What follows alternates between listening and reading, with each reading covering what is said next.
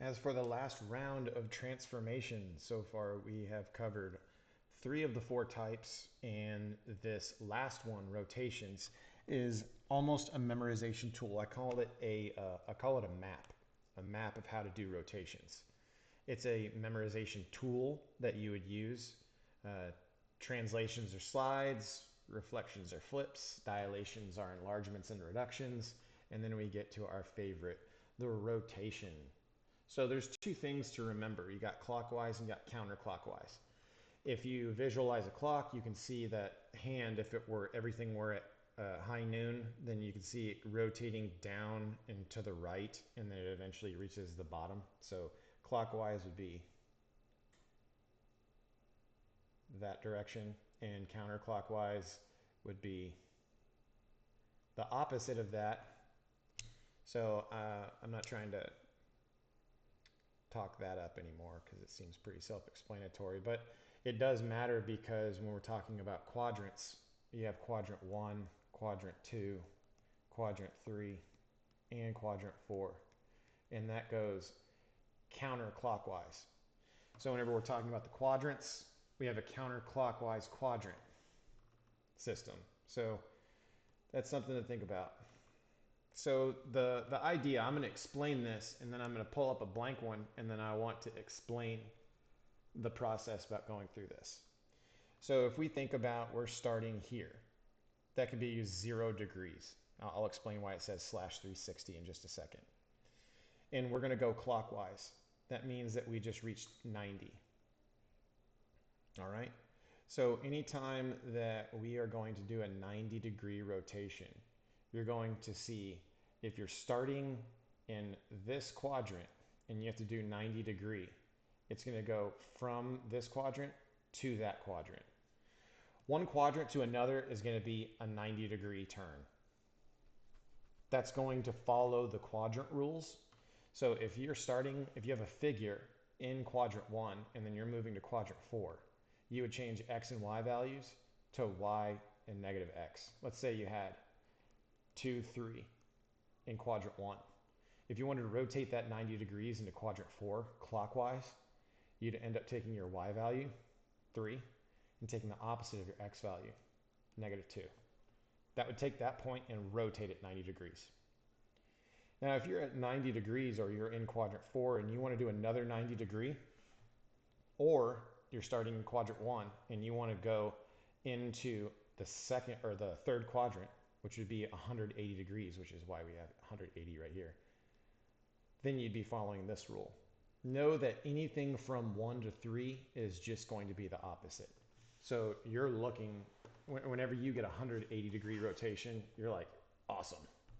Because it's just the opposite of what everything was. You can see that that works for quadrant 2 and quadrant 4 as well. That would be a 180-degree rotation. Whenever you add another 90 degrees, you get to a 270-degree rotation. And that would be going from quadrant 3 to quadrant 4. So all you have to do is go, am I going one quadrant? Am I going two quadrants? Am I going three quadrants? That would correspond to a 90-degree rotation, a 180-degree rotation, or a 270-degree rotation. If you had a 360-degree rotation, it'd be right back where you started, so that's nothing to worry about. So what are the other numbers? Well, if I started at 0 and I went this way, you could see how it would go to 90, then 180, and then 270, and then to 360, and then I've gone full circle. So the thing to remember is, what quadrant are you starting in? How many quadrants are you moving clockwise or counterclockwise? If it's 2, you've just moved 180 degrees, because 90 and 90. If it's 3, you've moved 270 degrees, 90, 90, and 90. So if I start in quadrant 1 and I'm moving counterclockwise and I want to go to quadrant 4, that means I've gone 1, 2, 3 quadrants. That's a 270-degree rotation. That means I would follow the rules for 270, which is right here. Now making this chart. Obviously making the chart is going to be the prerequisite skill to using the chart. So the emphasis that we're going to be working on, I'm just going to use this dilation one as a blank one. The emphasis we're going to be using is just getting the marks down. So I'm going to use red. This is your 0 point. I'm going to start with clockwise. 0, 90, 180, 270. Okay, and then that's where the 360 comes in because you go for a circle. Let's go ahead and start with two things that are incredibly simple. This is where your x and y's are positive. This is where x and y's are negative. This is where you know you have reversed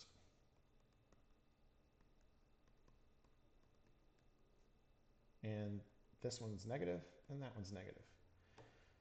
So if you're going in the order of quadrants 1, 2, 3, 4, notice the last one has the negative. So x, y, you flip it, opposite y, go down.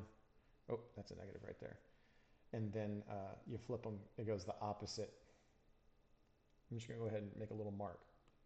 Opposites, opposites. That's what 180-degree rotations are gonna do. They're gonna create opposites from diagonals. Now, what if we were gonna go the other direction, counterclockwise, and use blue? That means we go 0 to 90. Oh, that's a highlighter. 0 to 90, 90 to 180, 80 to 270, then back to 360. This is just something that you have to do over and over. So just to summarize, do it one more time. That would be x, y. Its opposite would be negative x, negative y. Then we have y, x, y, x. First negative, because we're going around this way. First negative, negative, negative. Last one's negative. Then we have 0, 90, 180, 270, 360. Reverse the process. 0, 90, 180, 270, 360. These are the things you have to be able to do in order to do rotations. It would be much more difficult to memorize these rules instead of making the map. So remember, what quadrant are you starting in? Going around it clockwise or counterclockwise. How many quadrants do you have to go through? 1, 2. There's my rule. That's a 180-degree rotation. These are the kinds of questions you need to ask yourself as self-prompting questions to understand if you're doing the right thing.